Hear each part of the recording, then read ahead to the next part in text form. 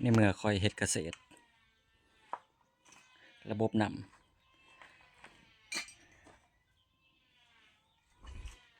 ขอต่อมีหมดแบบใดก็ได้ใส่ได้แน่บ่ใส่ได้แน่ยังบ่พอมีคู่หันอีกจะขอต่ออีกทั้งมีหมดเลยไปเทิงคือกันมีหมดทอได้ก็ได้ยังอีกอยู่ลุ่มไปจะหูนำไปสักนี่มีหมดครบเลยหอยพี่ก็มีดิเฮ้ยหอยยังลายยังทอเลยพี่ก็มีพี่เห็นมีหมดเด้อนี่ทอไปเสร็จเกษตรต้องลงทุนเรื่องระบบน้ำเท่านี้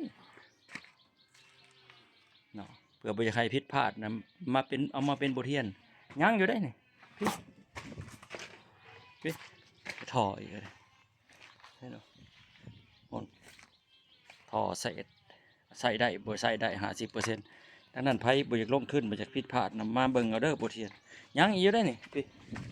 มี ยังอยู่ได้อีกก็ได้อยู่สวนตัวใดอีกพูดนี่ยังอีกก็พี่นี่